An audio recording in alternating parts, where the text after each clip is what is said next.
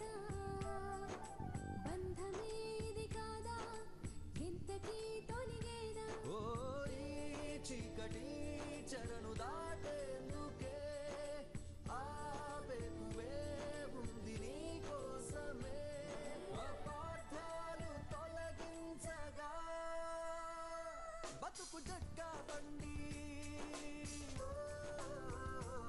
దారి చూపేనండి బతుకు జట్కా బండి దారి చూపేనండి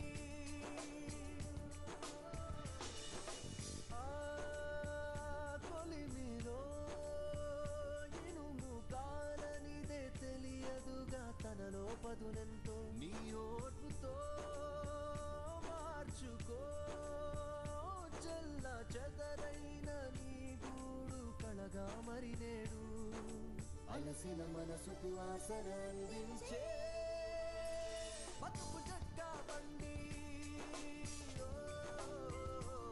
దారి చూపేనండి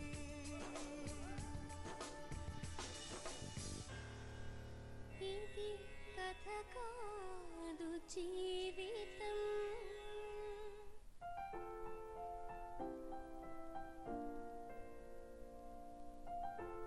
బతుకు చెట్కాబండి కార్యక్రమానికి స్వాగతం. ఇది కథ కాదు జీవితం తల్లిదండ్రులతో తెగదెంపులు చేసుకున్న ఒక అబ్బాయి, విధివశాత్తు తల్లిదండ్రులను కోల్పోయిన ఒక అమ్మాయి ప్రేమించి పెళ్లి చేసుకున్నారు. తమకంటే ఎవరు లేకపోయినా ఒకరి కోసం ఒకరు కలకాలం కలిసి ఉండాలనుకున్నారు. కానీ ఆ అబ్బాయికి వేరే స్త్రీతో ఉన్న అక్రమ సంబంధం వాళ్ళిద్దరి మధ్య ఉన్న ఆనందాన్ని దూరం చేసి అనుమానాల్ని అసమానతల్ని పెంచేసిందని ఆవేదన చెందుతున్న ఓ ప్రేమికురాలి వేద ఈరోజు బతుకు జట్కా బండిలో. ఈమె పేరు శైలజ. అనారోగ్యంతో శైలజ తల్లిదండ్రులు మరణించారు. శైలజ సోమరాజుని 2 ఏళ్ల క్రితం ప్రేమించి పెళ్లి చేసుకుంది.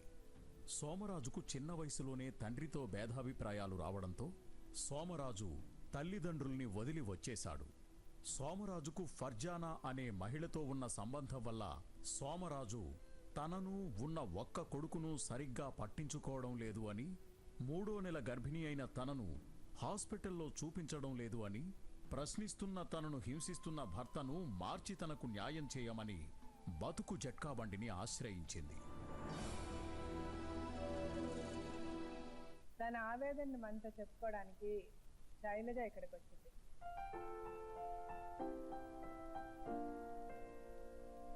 ఎంత వయసు అమ్మా బాబుకి? సంవత్సరం ఉంటుంది. మీ వయసు ఎంత శైలజ? నా వయసు 21. ఓకే. మీ అమ్మ నాన్న లేరు? అమ్మ నాన్న లేరు. మీకు మీ తోడబుట్టిన వాళ్ళు ఎవరు ఎంతమంది? ముగ్గురం అక్క చెల్లెళ్ళం మేడం. నేనే చిన్నది. ఏ ఊరు మీది? మాది మహబూబ్ నగర్. ఇప్పుడు మీకు ఒక కొడుకు. మీకు పెళ్ళి ఎన్ని సంవత్సరాలు అయింది? 2 years అయింది. 2 years అయింది. ఇప్పుడు మీరేమన్నా మళ్ళీ ప్రెగ్నెంట్ ఉన్నారా? అవును మేడం, 3వ నెల ప్రెగ్నెంట్. ఓకే. మీ ఆయన పేరేంటి? సోమరాజ్. చెప్పండి మీకున్న ప్రాబ్లం ఏంటమ్మా? ప్రాబ్లం మేడం, మా ఆయన చూడడు. నాకు అమ్మ నాన్న ఎవ్వరు లేరు. ప్రేమించి పెళ్లి చేసుకున్నాము. మీ పెళ్ళి ఎలా జరిగింది అసలు చెప్పండి. మా పెళ్లి మేడం, మేము గుడిసెలో ఉండేవాళ్ళం. నేను బంగ్లాలో పనిచేసేదాన్ని. మా ఆయన చికెన్ సెంటర్ ఉండేది. ఆయన షాప్ ముందే మేము ఒక చిన్న ఇల్లు తీసుకొని నేను అమ్మ ఉండేవాళ్ళం మేడం. నాన్న చనిపోయారు. ఓ, మీ మదర్ ఉన్నారు అప్పుడు మా మదర్. Okay okay. అయితే ఈయన మా మదర్ దగ్గర నేను బంగ్లాలో పనికి వెళ్తుంటే ఆమె ఎవరు, ఎందుకు పనికి వెళ్తుంది, మీకు ఎంతమంది కూతుర్లని నేను లేనప్పుడు మా అమ్మని పిలిచి మొత్తం ఎంక్వైరీ చేసేటోడు. మా అమ్మ మా విషయాలు మొత్తం చెప్పింది మేడం. అయితే మా అమ్మకి మా అక్క వాళ్ళందరినీ పిలిచి మీ అమ్మాయి అంటే నాకు ఇష్టం, పెళ్లి చేసుకుంటాను నేను, నాకెవ్వరు లేరు, నేను అనాథని అని చెప్పాడు. అయితే మా అమ్మ కూడా సరే, నేను కూడా ఇలాగో కట్న కానుకలు ఇచ్చి పెళ్లి చేసుకునే స్తోమత నాకు లేదు కదా, చేసుకో, మంచి అబ్బాయి ఉన్నట్టున్నాడు, ఇంటి ముందే షాప్ ఉంది, మంచిగా కష్టపడతాడు అని ఈయనకిచ్చి పెళ్లి చేశారు మేడం. పెళ్ళైన 3వ నెల నేను ప్రెగ్నెంట్ ఉన్నప్పుడు వేరే ముస్లిం అమ్మాయితో ఎఫ్ఐఆర్ ఉందని నాకు తెలిసింది. ఈయన చికెన్ షాప్ లో ఆమెను తీసుకొచ్చి కూర్చోపెట్టడము. నేను ఊరికి వెళ్ళిపోయిన తర్వాత అందరు చెప్పారు, మీ షాప్ లో ఎవరో కూర్చుంటుంది అంటే నేను నమ్మలేదు. ఎందుకు ఊరు వెళ్ళారు? ప్రెగ్నెంట్. సంక్రాంతి పండుగకి మా ఊర్లో జాతర జరుగుతుంది మేడం. అయితే మేము అందరం ఊరికి వెళ్ళాము. ఊరు వెళ్తే ఊర్లో మా వదిన వాళ్ళందరూ ఏం చెప్పారు, మీ చికెన్ షాప్ లో ఎవరో కూర్చుంటున్నారు లేడీస్ అని చెప్పిండ్రు. 3 నెలలు అయిపోయింది, నీకు తెలీదా అన్నారు. నేనన్నా ఎవరో షాప్ లో లేడీస్ ఎందుకు కూర్చుంటది, అప్పుడప్పుడు మా అత్త వస్తూ ఉంటది, మా ఆడబిడ్డ గిట్ల వస్తూ ఉంటది, మీరు ఏదో ఒకటి నాకు చెప్పకండి అని ఎవరు ఏది చెప్పినా నేను నమ్మలేదు మేడం.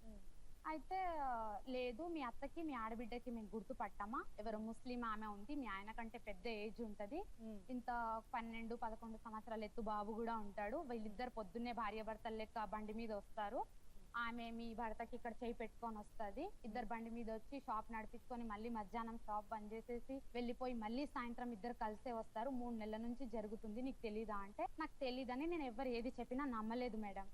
అయితే ఒక రోజు సండే రోజు నేను వెళ్ళి సడన్ గా చూసిన షాప్ లో, ఈయన ఎప్పుడు నాకు ఫోన్ చేయండి, ఆ రోజు పొద్దున్న నుంచి ఫోన్ చేస్తున్నాడు, తిన్నవా, బాగున్నావా, వాంతులు తగ్గినాయా అని. అయితే నాకు ఎప్పుడు ఫోన్ చేయండి, ఈ రోజు ఎందుకు ఫోన్ చేస్తున్నాడని నాకు డౌట్ వచ్చి సడన్ గా వెళ్ళి చూసిన మేడం. ఈయన నిలబడి చికెన్ కోస్తున్నాడు, ఆమె ఎదురుగా కూర్చుంది. మమ్మల్ని చూడంగానే మా ఆయన ఆమెకి ఏం చేసిండు, నువ్వు పక్కకి వెళ్ళిపో అంటే ఆమె లేచి దబదబా పక్కకి వెళ్ళిపోతుంది. నేను వెళ్ళి ఎవరు నువ్వు అని అడిగిన మేడం. నువ్వెవరు, నేను ఆయనకు భార్యని, ఆయన నాకు మొగుడు, అది ఇది అని అంటే, మరి నువ్వు భార్య అయితే నేను ఎవరిని అని ఆమెకు అడిగిన. అడిగితే అంతలోపు మా ఆయన వచ్చి ఆమెకు బండి మీద కూర్చోబెట్టుకొని ఆమె కొడుకు కూర్చోబెట్టుకొని వెళ్ళిపోయిండు. నేను షాప్ ముందరనే ఉన్నాను, నేను మా అక్క. ఆమెకు బండి మీద కూర్చొని వెళ్ళిపోయిన తర్వాత ఆమె వాళ్ళ తమ్ముడు బండి మీద ఎక్కి మళ్ళీ వచ్చింది షాప్ దగ్గరికి. వస్తే వాళ్ళ తమ్ముడు అడిగిండు, ఎవరమ్మా మీరంటే మా అక్క చెప్పింది, ఇలా మా చెల్లెకి పెళ్లి చేసుకున్నాడు, ఇట్లా 3 నెలల గర్భవతి ఉంది మా చెల్లెలు అని మా అక్క మొత్తం వాళ్ళ తమ్మునికి చెప్పింది. అయితే మా ఇంట్లో మా అక్కతో పాటు 12 సంవత్సరాల నుంచి ఉంటున్నాడు అతను, ఎందుకు ఎంతమందిని ఇలా మోసం చేస్తాడు, నడవండి మనం పిఎస్కి వెళ్ళి మాట్లాడదామని వాళ్ళ తమ్ముడు పిఎస్కి తీసుకెళ్ళిండు మేడం. అప్పుడు మా ఆయన వాళ్ళతో పాటే ఉన్నాడు. అప్పుడు పోలీసు వాళ్ళు అడిగిండ్రు, పెళ్ళి ఎవరికి చేసుకున్నావు, తాళి ఎవరికి కట్టినావు అని అడిగిండ్రు. అయితే ఈమెకే కట్టిన మేడం అని నన్ను చూపించిండు మేడం. మరి ఈమె ఎవరంటే, అప్పుడు చిన్నప్పుడు మా నాన్న నన్ను ఇంట్లో నుంచి ఎలగొట్టేసినప్పుడు నాకు ఉండడానికి ఇల్లు లేకపోతే వాళ్ళ ఇంట్లో నేను ఉన్నాను సార్ అని చెప్పిండు. అయితే ఇప్పుడు ఎవరితో ఉండాలనుకుంటున్నావు నువ్వు అని అంటే, నా మీద ఎంతమంది నువ్వు పెళ్లి చేసుకొని మోసం చేస్తావని పోలీసులు ఒక దెబ్బ కొట్టిండ్రు మేడం మా ఆయనకి. కొడితే మా ఆయన ఏడుచుకుంటే ఏం చెప్పిండు, నేను ఉండను సార్, నేను ఈమె దగ్గర ఉండను, నేను ఆమె దగ్గరే ఉంటా, నన్ను ఈమె జైలుకి పంపించేసేమని చెప్పు, నన్ను ఆమె విడిపించుకుంటదన్న కాన్ఫిడెన్స్ నాకుంది. అంటే మీ దగ్గర ఉండను అన్నా? నా దగ్గర ఉండను, ఆమె దగ్గరే ఉంటాను, నాకు ఈమె జైలుకి పంపించేసిన ఆమె విడిపించుకుంటదని నమ్మకం ఉందంట ఆయనకి, ఆమెతోటే ఉంటానని చెప్పిండు మేడం. చెప్పిన తర్వాత మళ్ళీ అంటే చిన్నప్పుడు మీ ఆయన్ని వాళ్ళ ఇంట్లో వెళ్ళగొట్టేశారా? వాళ్ళ నాన్న వెళ్ళగొట్టేస్తాడంట. ఎప్పుడు, ఏ వయసులో? వయసు అయితే 12 సంవత్సరాలు అని అంటాడు మేడం. అప్పుడే పంపించేశారు? అప్పుడే పంపించేశాడు. ఎందుకు పంపించేశాడు, ఏం చెప్పలేదా మీకు? చెప్పలేదు మేడం. వీళ్ళ నాన్నకి వీళ్ళకి పడేది కాదంట, వీళ్ళకి చికెన్ షాప్ ఉండేనంట, వాళ్ళ నాన్న తాగొచ్చిన పడుకుంటే కొట్టడము, ఇంట్లో నుంచి బయటికి వెళ్ళిపో అని టార్చర్ పెట్టడం వల్ల ఇంట్లో నుంచి వెళ్ళిపోయాడంట అని చెప్పాడు. అంతవరకే. సరే నేను మీ ఆమెతోనే ఉంటాను, ఇవి నాకు అవసరం లేదని చెప్పాడు పోలీస్ స్టేషన్ లో. తర్వాత ఏమైంది? మళ్ళీ ఇంటికి వచ్చేసాం మేడం. ఇంటికి వచ్చేసిన తర్వాత కొన్ని రోజులు మళ్ళీ బాగానే ఉన్నాడు. కొన్ని రోజుల తర్వాత మళ్ళీ అదే కొట్టడము, అదే తిట్టడము, ఇంట్లో ఉన్న మా అమ్మకి చూసి చీచా అనడము, ఇంట్లో ఏం పెట్టకపోవడం, మళ్ళీ అట్లానే చేస్తున్నాడు మేడం. అయితే అంతకుముందు అలా కొట్టి తిట్టేవాడా? లేదంటే ఈమె సంబంధం ఉంది అని తెలియడానికి ముందు కూడా మిమ్మల్ని కొట్టేవాడా? అప్పుడు కొట్టలేదు మేడం. ఈమె విషయం నాకు ఎప్పుడైతే తెలిసిందో అప్పటి నుంచి కొట్టడము, పోలీస్ స్టేషన్ లోనే కదా తెలిసింది. అంటే షాప్ లో కూర్చుందని తెలిసింది కదా మేడం. అదే రోజు కదా పోలీస్ స్టేషన్ కి, అదే మీకు తెలిసిన రోజు మీరు పోలీస్ స్టేషన్ కి వెళ్ళారు. పోలీస్ స్టేషన్ లో మీ ఆయన మీతో ఉండమన్నారు. ఉండమన్న తర్వాత అప్పుడు మిమ్మల్ని కొట్టడం అది చేశాడు. అది చేశాడు మేడం. కొన్ని రోజులు మంచిగానే ఉన్నాడు. అయితే చాలా మంది ఏమన్నారంటే, ఇక్కడ ఉమెన్స్ పిఎస్ అని కంట్రోల్ రూమ్ దగ్గర మహిళా మండలి ఉంది, అక్కడికి వెళ్ళు, అక్కడికి సంజాయిస్తారు ఇద్దరికి అని చెప్పిండ్రు మేడం. అక్కడికి వెళ్ళినాం. అక్కడికి వెళ్తే కూడా నాకెవ్వరు లేరు, నేను వదిలేసిన, నాకు భార్య పిల్లలే కావాలి, నేను మంచిగా చూసుకుంటా, ఎక్కడికి వెళ్ళినా సరే ఆమెకు పిలిపించు, నిజాలు బయటికి పడతాయి తెలుస్తుంది అని అంటే పిలిపించాడు, ఎక్కడికి వెళ్ళినా పిలిపించాడు. అయితే అక్కడ కూడా సంజాయించిండ్రు, కంప్లైంట్ ఇచ్చిన మేడం, రాసుకున్నారు, మంచిగా చూసుకుంటా, నాకు కావాలని చెప్పేసి ఇంటికి వచ్చేసినాము. అప్పుడే ఇంటికి వచ్చి ఇలా టీ పెట్టుకొని తాగుతున్నాం ఇద్దరము. ఆమెకు వచ్చింది ఎవరో ఇద్దరు నెంబడేసుకొని వచ్చి నాకు మొత్తం అప్పుల పాలు చేసేసి, నువ్వు దీంతో కూర్చొని హీహీ హాహా అనుకుంటా ఛాయలు తాగుతున్నావు ఉన్నాడు అని నా కళ్ళ ముందే మేడం మా ఆయన గల్ల పట్టుకొని గుంజుకొని తీసుకెళ్లిపోయింది. తీసుకెళ్లిపోయిన తర్వాత రోడ్డు మీద తీసుకెళ్లి ఆమెకి ఈయన కొట్టిండంట, బండి ఎక్కిచ్చిండంట, పైన చాలా గొడవ చేసిండ్రంట. అప్పటికి నాకు నెలలు నిండిపోతున్నాయి మేడం. 8వ నెల వరకు వచ్చేసింది. 8వ నెల వరకు వచ్చేస్తే వెళ్ళినాం. ఆమె కొట్టిండంట. మళ్ళీ ఆమె ఇంటి దగ్గర గొడవ చేసింది. ఈయన వెళ్ళిపోయిండు ఆమె దగ్గరికి. ఈయన వెళ్ళిపోతే నాకు ఫోన్ చేసి పిలిపించిండు, నువ్వు ఎక్కడున్నావు రా, మీ అమ్మని తీసుకొని ఈ రోజు ఏముంది, ఈమె ఫ్యాస్లా చేసేసి నా బట్టలు ఈమె దగ్గర ఉన్నాయి, తీసుకొని మనం వెళ్ళిపోదాం రా అని చెప్పిండు మేడం. నేను మా అమ్మ ఇద్దరం వెళ్ళినాము. వెళ్ళేసరికి వాళ్ళ ఇంట్లో వీళ్ళందరూ గొడవ చేస్తున్నారు. అయితే నన్ను ఆమె ఏమంటుంది, రా లోపలికి రా అని అంటుంది. ఆమె పేరు ఫర్జానా మేడం. ఫర్జానా. అయితే ఇంట్లో రామని. అయితే పక్కన ఒక ముస్లాన్ ఉండే ఏమన్నాడు, నువ్వు ప్రెగ్నెంట్ ఉన్నావమ్మా, అది ఫర్జానా వాళ్ళు మంచోళ్ళు కాదు, నువ్వు డైరెక్ట్ గా వాళ్ళ ఇంట్లోకి ఎలా వెళ్ళిపోతావు, బయటికి రోడ్ మీద పిలిచి మాట్లాడని చెప్పు, అలా ఇంట్లోకి వెళ్ళకు అని చెప్పారు మేడం. అయితే నాకు ఫోన్ చేసి నువ్వు బయటికి రా మాట్లాడదామని అంటే బయటికి వచ్చిండ్రు, రోడ్ మీద వచ్చి చాలా గొడవ చేసిండ్రు. అయితే ఈయన ఏమన్నాడు, ఎవరు గొడవ చేశారు? వాళ్ళు గొడవ వాళ్ళు గొడవ చేశారు, ఫర్జానా వాళ్ళు గొడవ చేశారు. ఫర్జానా వాళ్ళు గొడవ చేశారు. ఏమని? మీ ఆయన వాళ్ళతోనే ఉండాలి, వాళ్ళతోనే ఉండాలని. వాళ్ళ ఫర్జానా వాళ్ళ అమ్మ, వాళ్ళ నాన్న, వాళ్ళ అక్కలు అందరు ఉన్నారు మేడం. నేను మా అమ్మ ఇద్దరమే ఉన్నాము. అయితే రోడ్డు మీదకి వచ్చి చాలా గొడవ పెట్టిన తర్వాత ఆయన ఏమన్నాడు, వెళ్ళిపోదాం నా బట్టలు తీసుకొని అని ఒక మాట అన్నాడు. అంటే వాళ్ళమ్మ, ఇన్ని రోజులు నా కూతురుతో నువ్వు ఉండి ఇప్పుడు వెళ్ళిపోతానని అంటావా అని మా ఆయన కొట్టింది 2 చెంపల మీద. కొట్టి ఫర్జానా వాళ్ళ అక్క నన్ను ఏం తిట్టిందంటే, నా చెల్లెల జీవితం నువ్వు నాశనం చేసినావని. అంటే నీ చెల్లె జీవితం నేను నాశనం చేయలే, నా జీవితమే మీ చెల్లె నాశనం చేసిందని నేను చెప్పేసి ఈయన కొట్టంగానే నేను అక్కడ నుంచి, వాళ్ళు చాలా మంది ఉన్నారు మేడం, మేము ఇద్దరమే ఉన్నాము. అయితే పక్కన వాళ్ళు ఏమన్నారంటే, నీకు ఎక్కడన్నా కడుపు మీద తగులుతుందమ్మా, నువ్వు వెళ్ళిపోయి ఏమున్నా తర్వాత మాట్లాడుకోండి అని చెప్పేసి పంపించేసిండ్రు. అక్కడ ఆ మూమెంట్ లో నేను మా అమ్మ ఇద్దరం కలిసి ఇంటికి వచ్చేసినాం మేడం. ఈయన కొట్టిండ్రు, చాలా కొట్టిండ్రు, కొట్టి ఇంట్లో కూడా తీసుకెళ్లి కొట్టిరు. అప్పుడు ఈయన కొట్టినప్పుడు అంతా ఈ కన్నంతా పగిలిపోయింది, ఇక్కడ అంతా ఎర్రగుంది.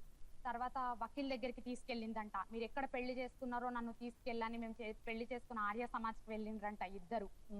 అయితే చాలా ఇట్లా గొడవ చేసిన తర్వాత మళ్ళీ తర్వాత నేను మాట్లాడుకున్నా, నేను వదిలేసిన, 60,000 ఇచ్చి వదిలిన. షాప్ దగ్గర ఏమన్నది మేడం అంటే, ఈ షాప్ అగ్రిమెంట్ నా పేరు మీద ఉంది, షాప్ నాది, ఈయనకు నేను జీతం పెట్టుకున్నా, నెలకు 3,000 జీతం ఇస్తున్నా అని చెప్పింది మేడం. చాలా ఊరంతా అప్పులు చేసి పెట్టిండు. ఆటో నడుపుతాడు మేడం. ఇప్పుడు 2 రోజులు 3 రోజుల దాకా ఇంటికి రాడు. ఎక్కడికి వెళ్ళినావు నువ్వు ఇంటికి రాకుండా అని నేను ఆయనకు అడగొద్దు. అడిగితే కొట్టడము, తిట్టడము. 3 రోజుల దాకా మగ మనిషి ఇంట్లో నుంచి బయటికి వెళ్ళిపోతే ఎక్కడ ఉంటాడు మేడం? ఇంకా ఫోను అర్ధరాత్రి 2 గంటల దాకా ఫోన్లు వస్తూ ఉంటాయి. ఫోన్ అసలు ఆయన ఫోన్ ఏ కలర్ ఫోన్ ఉందో కూడా నాకు ఇప్పుడు వరకు తెలీదు. ఫోన్ దాచి పెట్టుకుంటాడు. వారానికి కూరగాయలు తీసుకురాడు మేడం. కూరగాయలు తీసుకురమ్మంటే కొట్లాట, బియ్యం తీసుకురమ్మంటే కొట్లాట.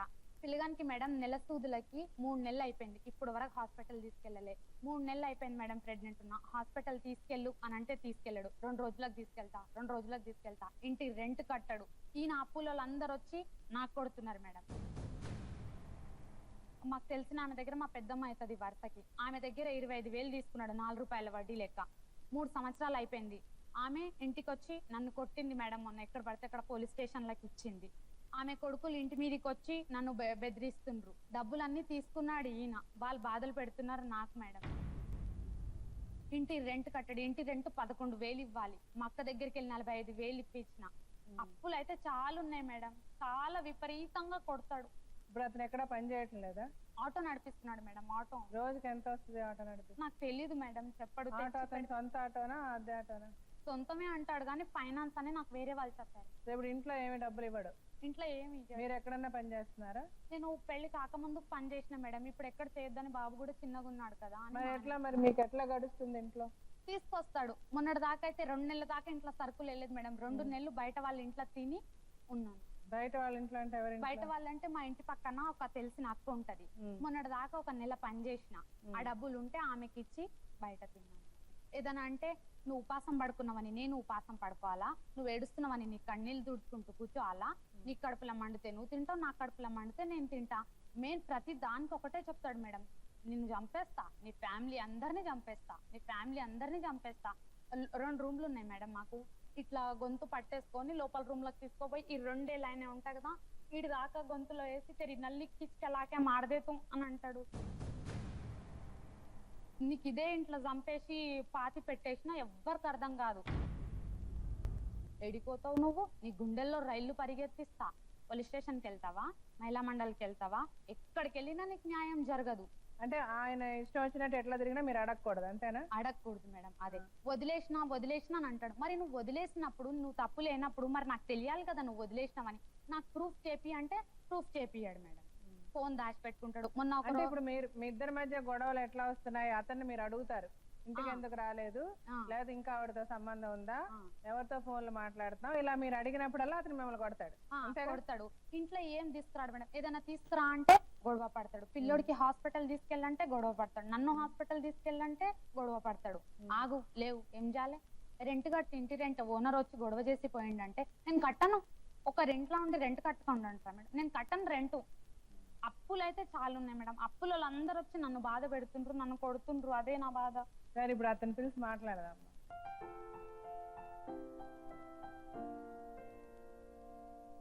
మీ వయసు ఎంత? 26 years మేడం. 26 years. ఈవెన్ పెళ్లి చేసుకొని ఎన్ని సంవత్సరాలు? 2 years అవుతుంది. 2 years అయింది. 2 years లో సంవత్సరం బాబు, మళ్ళీ ఆవిడ ప్రెగ్నెంట్ 3 నెలలు. పిల్లల్ని కండం తెలుస్తుంది, సంసారం చేయడం తెలుస్తుంది, పిల్లల్ని చూసుకోవడం తెలియటం లేదా? మేడం ఇప్పుడు మీరు ఇది పాయింట్ నోట్ చేయండి మేడం. ఆమె అంటుంది కరెక్టే. సంవత్సరం నేను మా షాప్ వెళ్ళిపోయింది మేడం. వెళ్ళిపోయిన తర్వాత నేను ఒక ఆటో కొన్నాను.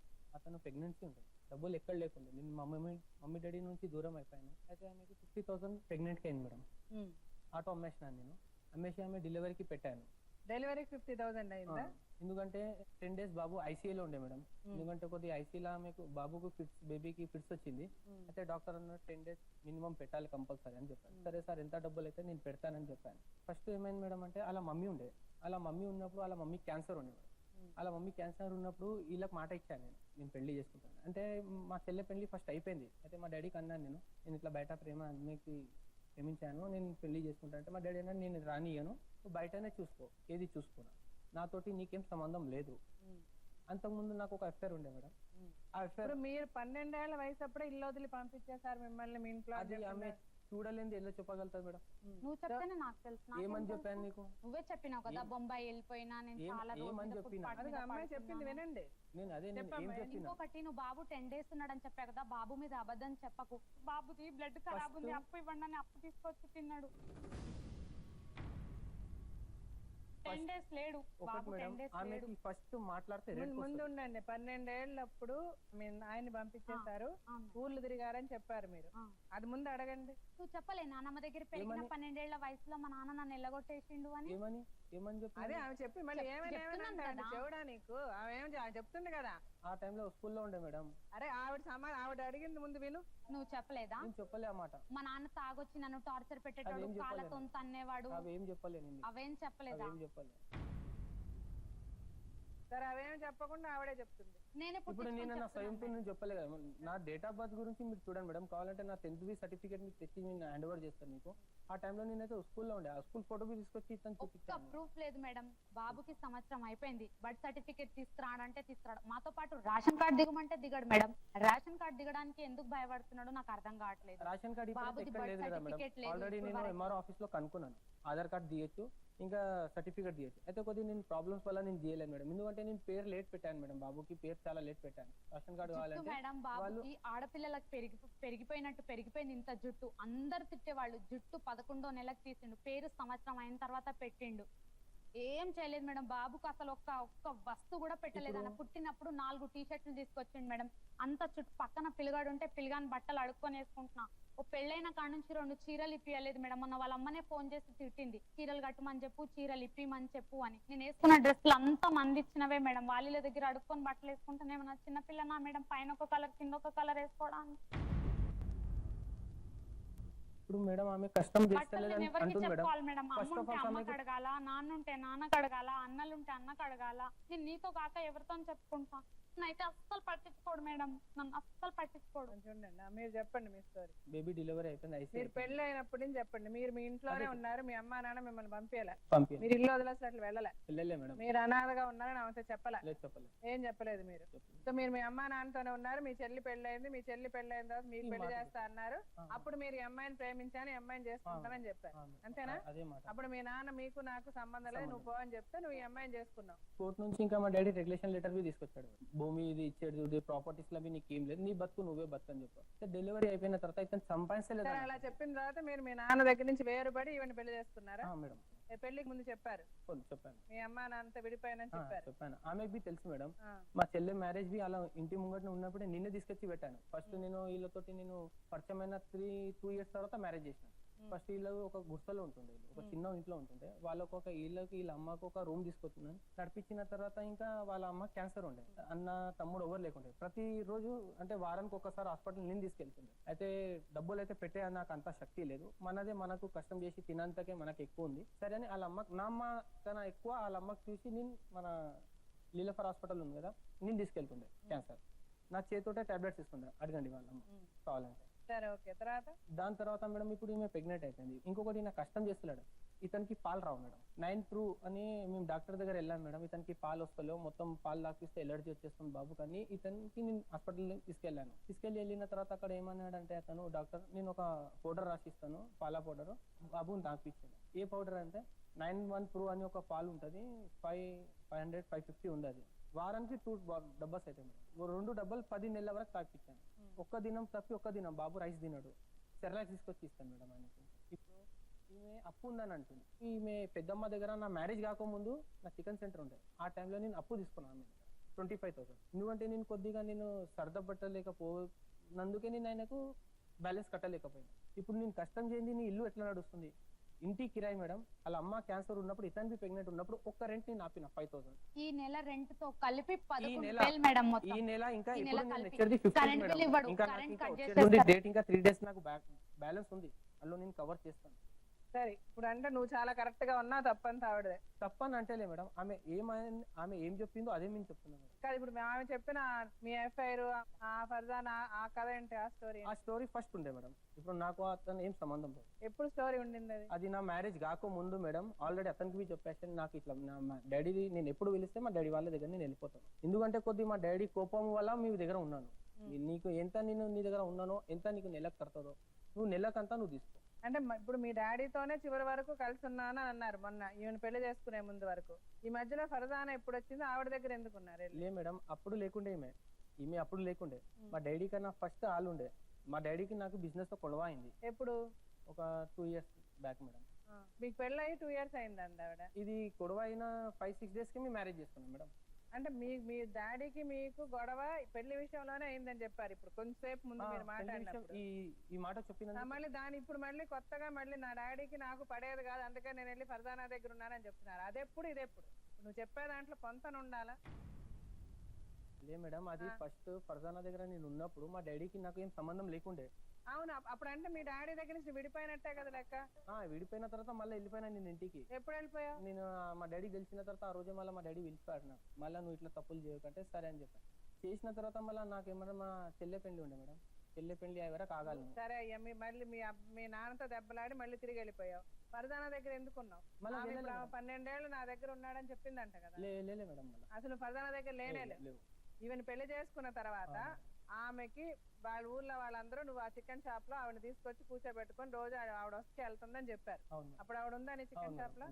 ఆ విషయం ఆవిడకి చెప్పలేదు కదా నువ్వు? ఎందుకంటే మేడం ఆమె నాకు అని చెప్పి తీస్తాను, నువ్వు ఎందుకు నాకు ఇంకా అంటున్నావు, నేను క్యాస్ట్ ఉండి నువ్వు మళ్ళీ నాకు ఎందుకు కలుపుతున్నావు అని అతను ఫోన్ చేసి పిలిపించాను మేడం. ఎక్కువ మాట్లాడక. నువ్వు పెళ్లి చేసుకున్న తర్వాత ఆవిడ నిన్ను వదల్లా, వచ్చి నీ షాప్ లో కూర్చుంది, రోజు నీతో గొడవలు పెట్టుకుంది. ఈ అమ్మాయికి ఆ విషయం తెలిసిన తర్వాత ఈ అమ్మాయి వచ్చి అడిగింది.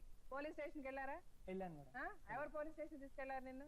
ఇతనే వెళ్ళాను. ఈవిడ తీసుకెళ్ళినా ఫర్జానా తీసుకెళ్ళింది? ఈమె తీసుకెళ్ళి. నువ్వు కేసు పెట్టావమ్మా? వాళ్ళ తమ్ముడు తీసుకెళ్ళాడు. ఎవరు తమ్ముడు? ఫర్జానా వాళ్ళ తమ్ముడు. ఎంత మందిని పెళ్లి చేసుకొని మోసం చేస్తాడు, నడవండి పిఎస్కి వెళ్దామని తను తీసుకెళ్ళాడు. పోలీస్ స్టేషన్ అబద్ధం చెప్పరు కదా, నేను తీసుకొస్తే పేపర్లు అన్ని ఉంటది కదా. సో మరి ఎందుకు ఈమె తీసుకెళ్ళిందని చెప్తున్నావు నువ్వు? ఈ అమ్మాయిని పెళ్లి చేసుకున్నావు, ఆవిడ వదిలేసేయాలనుకున్నావు, కుదరలే. వాళ్ళు తీసుకొచ్చి నీ చొక్కా పట్టుకుని ఎరగొట్టారు. ఇప్పటికి కూడా నువ్వు వాళ్ళ దగ్గర నుంచి నిన్ను వదిలించుకోలేకపోతున్నావు. ఇప్పటికి కూడా వాళ్ళు నిన్ను పిలుస్తున్నారు. ఇప్పటికి కూడా నువ్వు భయపడుతున్నావు, వెళ్ళి మాట్లాడుతున్నావు. మరి ఎందుకు సడన్ గా 2-3 రోజులు ఇళ్ళకి ఎందుకు రావు నువ్వు? కాదు మేడం, 2-3 రోజులు అన్ని అబద్ధం చెప్తుంది మేడం. ఏ రోజు అయితే నేను పొద్దున్న వెళ్తాను కదా మేడం, ఆ రోజు సాయంత్రం వరకు వచ్చేస్తాను మేడం. అమ్మాయికి అడగండి. నువ్వు సాయంత్రం వరకు వచ్చేస్తే ఆ అమ్మాయి రావట్లేదని ఎందుకు చెప్తుంది? ఆ అమ్మాయి బాగుంటే ఉండు, ఆ అమ్మాయి ఆనందంగా సంతోషంగా ఉంటే ఆ అమ్మాయి ఎందుకు ఇక్కడికి వస్తుంది? నువ్వు ఇప్పుడు నీకు ఏదైనా ప్రాబ్లం ఉంటే నువ్వు ఇక్కడ మాతో చెప్తే అది సాల్వ్ చేస్తాం. నువ్వు ఆ ఫర్జానాతో నీకు ఎఫ్ఐఆర్ ఉండుండొచ్చు, ఏదన్నా ఉండుండొచ్చు, నువ్వు ఆవిడైతే పెళ్లి చేసుకోలే కదా.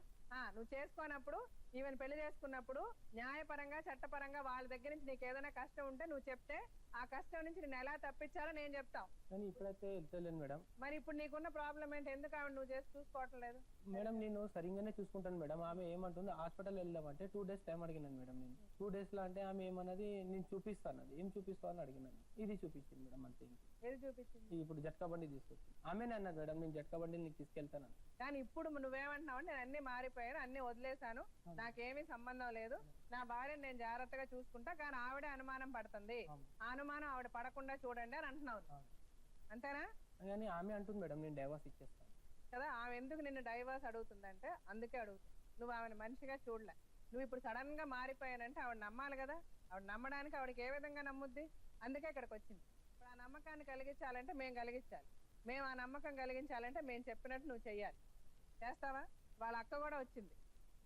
ఇప్పుడు నీ ముందు వాళ్ళ అక్కను కూడా పిలుస్తా. వాళ్ళ అక్క కూడా చెప్తుంది ఏం జరిగిందని. అది కూడా విందాం. విన్నాక నేను డాక్టర్ గాని లాయర్ గారిని పిలుస్తా. ఆ అమ్మాయికి ఏ విధంగా డైవర్స్ ఇప్పించచ్చు, నువ్వు ఆ అమ్మాయిని ఏ విధంగా మోసం చేసావు, నీకు ఎంత శిక్ష పడుతుంది మొత్తం చెప్తారు లాయర్. ఇప్పుడు నేను తప్పు చేయకుండా మళ్ళీ ఇంటికి వెళ్ళిన తర్వాత సెకండ్ టైం నేను తప్పు చేస్తున్నాను అంటే దానికి అది సెకండ్ టైం సంగతి ఇప్పుడు మాట్లాడక. ఇప్పుడు నువ్వు మా ముందు నువ్వు ఒప్పుకుంటే నువ్వు ఒప్పుకున్న విధంగా ఆమెను కూడా ఒప్పిస్తాం. లాంగ్వేజ్ బి సరిగా లేదు కదా మేడం. అదే రఫ్ లాంగ్వేజ్. అదే నేను అప్పు ఉన్నా కరెక్ట్. ఇప్పుడు నువ్వు తప్పున్నావు కరెక్టే. నీ సైడ్ నువ్వు కరెక్ట్ అని ఎలా అనుకుంటున్నావో ఆమెకి ఆమె సైడ్ కరెక్ట్ అనిపిస్తుంది. నువ్వు చేసిన తప్పులకి ఆమెకు వచ్చిన భాషలో ఆమె మాట్లాడతావు. అబ్బాయి డబ్బా పాలు తాగే అబ్బాయి, నేను నిన్ను కోట్లో వేసి బాబుని గుంజుకుంటా. నిన్న నైట్ కూడా ఏం చెప్తున్నాడు మేడం అంటే, పో ఇవాళ ఒక్కరోజు మీ మమ్మీ దగ్గర పడుకో, రేపటి నుంచి నువ్వు నా హ్యాండ్ ఓవర్ అవుతావు. కానీ బాబుకి 2 సార్లు చంపడానికి ప్రయత్నించింది మేడం. ఈయన పర్జానా ఇద్దరు కలిసి నా మీద ఒకసారి అటాక్ చేయించింది 8 నెలల ఖర్చుతో ఉన్నప్పుడు. ఇప్పుడు అతనికి ఉన్న పరిస్థితి ఏంటంటే అతను ఎవరో ఒక ఆవిడతో ఫర్జానాతో ఎఫ్ఐఆర్ పెట్టుకున్నాడు. వాళ్ళు ఇప్పుడు అతను వదలట్లేదు. సో అతను కూడా ఏంటంటే కాసేపు అటు కాసేపు ఇటు ఏం చేయాలో తెలియని పరిస్థితిలో అతను ఉన్నాడు. నోటికొచ్చిన మాట మీరు మాట్లాడకుండా మీరు కూడా కొంచెం కంట్రోల్లో ఉంటే బాగుంటుంది. ఇప్పుడు అతను మీ సైడ్ అంటున్న మాటలు ఏంటి, ఇష్టం వచ్చినట్టు మీరు కోపంలో ఏదైతే అది అంటున్నారు అని అంటున్నాడు. అలాగ అనకండి. మీరు కూడా కొంచెం తగ్గి ఉండాల్సిన అవసరం ఉంది. మీకు కూడా ఎవరు లేరు కదా, మీరు అంటున్నారు కదా. మీకు అతనికి మీరు కదా ఉండాల్సింది. మీరు ఒకరినొకరు ద్వేషించుకొని ఒకరి మీద ఒకరు చెప్పుకున్నందువల్ల ఏమొస్తుంది? మీకు ఇంకా కోపాలే పెరుగుతాయి. ఇప్పుడు నేను వాళ్ళ సిస్టర్ని పిలుస్తా, నువ్వెవరన్నా అన్నావు కదా, వాళ్ళని పిలుస్తా. ఇద్దరిని పిలిచి మాట్లాడదా. వాళ్ళిద్దరు ఏం చెప్తారో కూడా విందాం.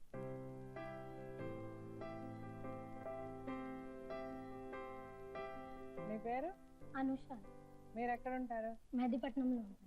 చెప్పండి అనుష, వీళ్ళ ప్రాబ్లం ఏంటి, మీకు తెలిసింది ఏంటి చెప్పండి. తెలిసింది ఏంటంటే మేడం, అదే పెళ్లి చేయించాం. మేము ఇద్దరు ఒకరినొకరు ఇష్టపడ్డాము అంటే మాకు ఇష్టం లేకున్నా కూడా ఆర్య సమాజ్ తీసుకెళ్లి పెళ్లి చేయించాం మేమే దగ్గరుండి. చేయించిన ఒక 3 నెలలేమో మంచిగా ఉన్నారు మేడం. అప్పటి నుంచి చాలు టార్చర్, కొట్టడము, చేయడము. వేరే అఫేర్ ఉందని మాకు తెలిసినప్పటి నుంచి చాలా అదే వేధించడము, చేయడం. 4 రోజులు ఇంటికి రాడు. ఇప్పుడు లేదని అంటున్నారు కదా మేడం, ప్రూఫ్ చేయమని చెప్పండి, మేము నమ్ముతాము. అంతేకాని ఇప్పటికీ కూడా 3-4 రోజులు ఇంటికి రాడు మేడం. ఇంటికి రాడు. ఎక్కడికి వెళ్ళినావు అంటే నేను పనికి వెళ్తున్నాను అంటాడు. ఎన్నో అప్పులు ఉన్నాయి మేడం. పనికి వెళ్తే అప్పులన్నా తీరాలి కదా. అప్పులు తీరవు, ఇంటికి రావు. రాకపోతే మాకు ఎలా తెలుస్తుంది ఎక్కడికి వెళ్తున్నావు, ఏం చేస్తున్నావు? చిన్న బాబు ఉన్నాడు మేడం, 1 సంవత్సరం బాబు. బాబుకి హాస్పిటల్కి తీసుకెళ్ళాలి, మంత్లీ ఇంజెక్షన్ ఇప్పియాలనేది కూడా టైంకి జరగదు. ఆయన వల్ల మాకు వచ్చేది ఏం లేదు మేడం. మా సిస్టర్ సంతోషంగా ఉండాలి, ఆమెకు ఏదైనా న్యాయం జరగాలి, వాళ్ళు కలిసి ఉండాలనేది మేము చేస్తున్న ప్రయత్నం. ఇప్పటికి కూడా ఇంకా అతను అలాగే ఉన్నాడు. అండ్ ఇప్పుడు కూడా ఆవిడ వస్తుందా, ఫర్జానా వస్తుందా? ఇప్పటికీ వదిలేస్తున్నాను, నేను అసలు వెళ్ళట్లేదు అంటున్నాను మేడం. ఆవిడ ఇంటికి రావడం జరిగిందా అంటే? ఒకసారి వచ్చింది మేడం, గొడవ అయ్యింది. ఆవిడ ఇప్పుడు ఇంటికి రావట్లేదు. కానీ ఇతని ఇంటికి ఎన్ని రోజుల నుంచి ఆవిడ రావట్లేదు? మా ఇంటికి ఆవిడ రాదండి. సంవత్సరం అయిపోయింది మేడం, బాబు పుట్టక ముందు. అదేదో మీరు టీ తాగుతుంటే వచ్చింది అప్పుడే, అది సంవత్సరం ముందు. ఆ తర్వాత ఆవిడ రాలేదు. మిమ్మల్ని ఆవిడ ఏమైనా ఫోన్లో ఈయనలో మాట్లాడడం ఏమైనా చేసి? ఏం చేయలేదు. అదే లాస్ట్ అయిపోయింది. అదే లాస్ట్. సంవత్సరం తర్వాత మరి ఈ 1 year ఇతను మటుకు ఇట్లాగే టైంకి రాకుండా చేయకుండా ఇక ఇదే నడుస్తుంది మేడం. మీరు అనుకోవడం మటుకు ఆవిడతో సంబంధం ఉంది కాబట్టి అతను రావడం లేదు, మిమ్మల్ని చూడటం లేదని మీరు అనుకుంటున్నారు. ఇంకా నేనైతే ఎప్పుడు వెళ్ళలేదు. ఎక్కడ మా ఇంటికి వాళ్ళ ఇంటికి 10 నిమిషాల దారే ఉంటది మేడం. చాలా మంది చెప్తూ ఉంటారు, మీ ఆయన చిన్న చిన్న టవల్లు కట్టుకొని బయట రోడ్ మీద కనిపిస్తూ ఉంటాడు, అది ఇదని చాలా మంది చెప్పారు. కానీ నేను ఏది నమ్మలేదు మేడం. నమ్మలేదు కానీ మీరు ఆయన అడుగుతుంటారు. అడుగుతున్నా, అక్కడ కనిపించావంట కదా ఇలాంటి మనుషులకి, ఏంటి మళ్ళీ వెళ్తున్నావు అంటే నేను వెళ్ళలేదు, వాళ్ళు ఎవరిని చూసి ఎవరనుకున్నారు.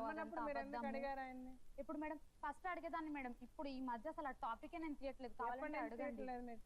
బాబు పుట్టినప్పటి నుంచి నేను అడగట్లేదు. ఆ మహిళా మండలి అయిపోయిన తర్వాత నుంచి నేను ఆ టాపిక్ ఎత్తట్లేదు మేడం. నా ప్రాబ్లం అంతా నన్ను చూడడు, అప్పుల వాళ్ళు నన్ను వచ్చి కొడుతున్నారు. ఇప్పుడు అతను చేసిన తప్పులన్నీ ఒప్పుకొని అసలు నేను అప్పులు కట్టుకుంటా, నా పెళ్ళాన్ని జాగ్రత్తగా చూసుకుంటా, నేను ఆవిడని కొట్టను, నా అన్ని అతను రాసిచ్చిన, ఇప్పుడు అతని సంపాదన ఎంత ఉంటుందో ఆ సంపాదన ప్రకారం మిమ్మల్ని చూడగలడు. అంతే కదా. సో అందుకని మీరు కూడా నేనేమంటానంటే అతనికి ఉన్న పరిధిలో అతన్ని అర్థం చేసుకొని మీరు కూడా బ్రతకాలి. అలాగే ఇప్పుడు ఆయన డాక్టర్ గారు కూడా వచ్చి మీరిద్దరు ఇష్టపడే కదా పెళ్లి చేసుకున్నారు. ఇష్టపడి పెళ్లి చేసుకున్నా కూడా మీ ఇద్దరిలో ఎందుకు ఇంత ఒక డిఫరెన్స్ ఆఫ్ ఒపీనియన్, ఎందుకు ఇంత గొడవలు వస్తున్నాయి? సో సైకలాజికల్ గా, మానసికంగా మీరిద్దరిలో ఏదో తప్పులు ఉన్నాయి. ఆ తప్పులు ఏంటి, ఎలాగ కరెక్ట్ చేసుకోవచ్చు వాటిని, అన్నది కూడా ఆయన చెప్తారు. అది ముందు విన్నాక ఆ తర్వాత మీరిద్దరు చెప్పండి మీకు కావాల్సింది ఏంటి మేమిద్దరం కలిసి ఉండడానికి అని. అది అప్పుడు మీ ఇద్దరు చెప్పిన దాంట్లో ఏది మంచి ఏది చెడు అన్నది చెప్తా. దానికి మీరు ఒప్పుకుంటే ఇద్దరు కలిసి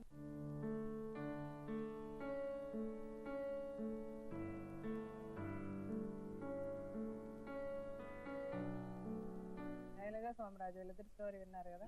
వాళ్ళ లైఫ్ లో జరిగిన ఇన్సిడెంట్స్ బట్టి మీరు ఏం చెప్పాలనుకుంటున్నారు వాళ్ళకి ముందు? అంటే విధిరాత వల్ల తల్లిదండ్రులకి దూరమైన శైలజ మేడం, ప్రవర్తన వల్ల తల్లిదండ్రులని దూరం చేసుకున్న సోమరాజు. సో అయితే ఇక్కడ మనం చూసేటటువంటిది ఏంటంటే ఒక కామన్ కాన్సెప్ట్, కీలకమైన నిర్ణయాలు తీసుకునేటటువంటి సమయంలో, జీవితంలో కీలక మలుపు ఉండేటటువంటి సమయంలో తల్లిదండ్రులు దూరం అవుతే కనుక పిల్లలు ఏ విధంగా వాళ్ళ కష్ట నష్టాలను తీర్చిదిద్దుకునే ప్రయత్నానికి దూరం అవుతూ, వాళ్ళకి ఏంటంటే ఎవరు సలహా ఇచ్చేటటువంటి వాళ్ళు లేకపోగా ఎలా ఇబ్బందులు పడతారు, ఎస్పెషల్లీ ప్రేమించుకుని పెళ్లి చేసుకున్నట్టు. ఇదే సమయంలో సోమరాజు నీ తల్లిదండ్రులు సపోర్ట్ ఉన్నా, శైలజ తల్లిదండ్రులు బతుకున్నా కూడా ఖచ్చితంగా ఎంతో కొంత మాట సహాయం చేసి వీళ్ళిద్దరు సంసారాన్ని చక్కదిద్దే ప్రయత్నం చేసి ఉండేవారు.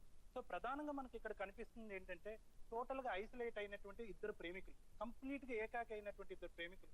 వీళ్ళకి సపోర్ట్ చేస్తున్నటువంటి వ్యక్తులు అందరూ కూడా వీళ్ళ గురించి పూర్తి స్థాయిలో తెలిసినటువంటి వ్యక్తులు కాదు మేడం. కొద్దో గొప్ప సహకరించాలన్నా తప్పదు అన్నటువంటి పరిస్థితిలో సహాయం చేసినటువంటి వ్యక్తులు. అయితే ఏదైతే కారణం వీళ్ళిద్దరూ ఏదైతే కారణాల వల్ల, విధిరాత వల్ల అయినా అండి, చేతులారా తల్లిదండ్రులు దూరం చేసుకున్న సోమరాజు అయినా అవనియండి, ఏ కారణం చేతైనా దూరం చేసుకున్నా కూడా దానికి ఫైనల్ గా మనకు కనిపించినటువంటి రిజల్ట్ ఏంటంటే వీళ్ళిద్దరిలో పెరిగిపోయినటువంటి భావోద్రేకాలు. ఇప్పుడు ఇక్కడ చూస్తే కనుక సోమరాజు ఇనీషియల్ పార్ట్ అంటే ఆ మ్యారేజ్ అయినటువంటి కొత్తలో, ఈ 2 సంవత్సరాల కొత్తలో ఇద్దరు బాగానే ఉండేవారు. పిల్లలు బాబు పుట్టేంత వరకు కూడా, ఇన్ఫాక్ట్ క్యాన్సర్ తో బాధపడుతున్న ఆ తల్లికి కూడా కొంతవరకు అతను సహాయం చేశాడు. అక్కడ వరకు ఒక కొడుకులాగా పాత్ర వహించినా కూడా ఎప్పుడైతే అవతల వ్యక్తికి ఎవరితో అయితే ఇతనికి ఎఫైర్ ఉందో ఆ వ్యక్తి నుంచి ఎప్పుడైతే ఇతనికి ఒత్తిడి మొదలైందో అక్కడి నుంచి ఇతని ప్రవర్తనలో మార్పు కనిపించిందని మనం చెప్పుకోవచ్చు. ఎందుకంటే ఇతను తీసుకునేటటువంటి నిర్ణయాల్లో విపరీతమైనటువంటి తొందరపాటు ఉంటుంది. ఒక షర్ట్ మార్చినంత విధంగా అతను ఏంటంటే మనుషులను మార్చేటటువంటి ఆలోచన. ఈ ప్రధానమైనటువంటి ఆలోచన వల్లే సోమరాజు ఈ రోజు నువ్వు నీ తరపున మాట్లాడేటటువంటి వాళ్ళు ఎవరు లేరు, నీ తల్లిదండ్రులు లేరు, మీదంతా చక్కటి జాయింట్ ఫ్యామిలీ. అలాంటి జాయింట్ ఫ్యామిలీ కూడా ఎవండి మీ సోమరాజు గురించి మీరు ఏం చెప్తారు అంటే కనుక నీ తరపున మాట్లాడటానికి కానీ, నిన్ను సహాయం చేయటం గురించి కానీ, లేకపోతే నువ్వు ఇంత కష్టాల్లో ఉన్నావు అయ్యో పాపం అనేటటువంటి సానుభూతి కానీ ఎక్కడి నుంచి కూడా మాకు రాలేదు. ఇది చాలా విచిత్రమైనటువంటి కోణం అని మనం చెప్పుకోవాలి. చూడటానికి నువ్వు చాలా అమాయకుల్లో ఉన్నావు, చాలా మంచిగా మాట్లాడుతున్నావు, కానీ ఇక్కడ ఎక్కడొచ్చిందంటే డిఫరెంట్, నీ మాటలకి, నీ ఆలోచనకి, నీ చేతలకి పొంతన లేకపోవటం. ఇది ఎంత ఇంపార్టెంట్ ఇష్యూ అంటే కనుక చాలా జీవితాలని చిన్నాభిన్నం చేసేస్తుంది అనమాట. చిన్న వయసులో నువ్వు తీసుకునేటటువంటి కీలకమైనటువంటి నిర్ణయాలు మీ తల్లిదండ్రుల అసహనాన్ని పెంచినాయి. వీడు ఎప్పటికీ బాగుపడ్డు, ఎప్పటికీ మారడు అనేటటువంటి ఉద్దేశంతో ఆఖరికి నిన్ను గడప కూడా తొక్కకుండా నిన్ను ఇంట్లోంచి బయటకు పంపించి కాగితం కూడా రాసుకుని మా ఆస్తుల్లో నీకు ఎటువంటి భాగం లేదు అని చెప్పి నిన్ను బయటకు పంపించారు అంటే కనుక వాళ్ళు ఎదురైన మూర్ఖులైనా అయి ఉండాలి, లేకపోతే నీ ప్రవర్తన అంత భయంకరంగా అయి ఉండాలి. సో అదే ఏదైతే అనాలోచితమైనటువంటి నిర్ణయాల వల్ల వాళ్ళందరినీ ఇబ్బంది పెట్టావో అదే అనాలోచితమైనటువంటి ప్రవర్తన వల్ల ఇంకో జీవితాన్ని కూడా ఇప్పుడు పాడు చేస్తుంది. ఈ అనాలోచితమైనటువంటి నిర్ణయాలు తీసుకుని తప్పుడు దోవలో పోయేటటువంటి నీ జీవితం అంతా కంప్లీట్ గా గాడి తప్పింది. నీకు ఒక గమ్యం లేదు. ఇప్పుడు ఆ అమ్మాయి కరెక్టా, ఈ అమ్మాయి నీ భార్య, ఇటువంటి చిక్కుముళ్ళలో, ఇటువంటి ఊబిలో నువ్వు ఈ రోజు కూరుకుపోయావు. ఇది ప్రపంచంలో ఎవరికైనా కూడా నీ వయసులో ఉండేటటువంటి వాళ్ళకి ఇది నేర్చుకునేటటువంటి ఒక పెద్ద గుణపాఠం. తల్లిదండ్రులు తీర్చిదిద్దేటటువంటి విషయంలో వాళ్ళకి ఎదురుగుంటా వెళ్ళి వాళ్ళని ఎదిరించి మనం ఏదో తక్కువ సమయంలోనే మనం ఏదో ఆర్థికంగా స్థిరపడదామనో లేకపోతే మన దారి మనం చూసుకుందామనో షార్ట్ కట్స్ ఎత్తుకేటటువంటి వాళ్ళకి ఇదే పరిస్థితి. నిన్ను ఇప్పుడు ఒక విధంగా నిన్ను మందలిస్తున్నా కూడా నీ మీద నాకు ఎటువంటి కోపం లేదు. ఫస్ట్ నీ కథంతా వింటం మొదలు పెట్టినప్పుడు నాకు చాలా సానుభూతి కలిగింది. అయ్యో ఈ అబ్బాయి ఏమీ చేయని తప్పుకి తల్లిదండ్రులని దూరం అయ్యాడేమో అని.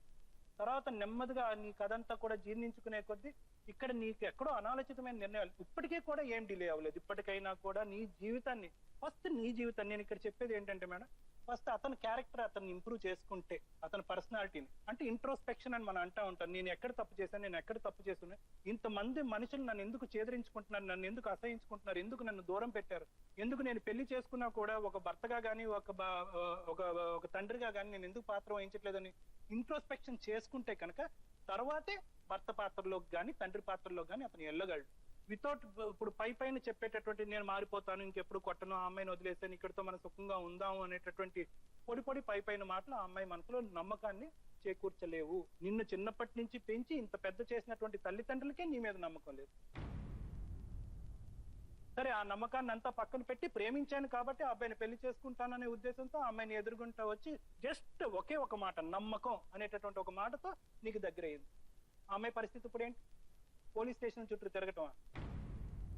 శైలజ విషయానికి వస్తే మేడం, ఇప్పుడు ఏంటంటే తండ్రి చనిపోయాడు మేడం, తల్లి కూడా అనుకున్నటువంటి పరిస్థితిలో క్యాన్సర్ తో భయంకరమైనటువంటి పరిస్థితిలో చనిపోయిందని మనకు తెలిసింది. అయితే ఏంటంటే ఇవన్నీ కూడా జరిగినా కూడా భర్తని, తల్లిని, తండ్రిని అన్ని చూసుకుని ఇక్కడికి వచ్చింది. తీరా చూస్తే కనుక వెంటనే తనకు కనిపించింది ఒకటే, అది ఏంటంటే శూన్యత.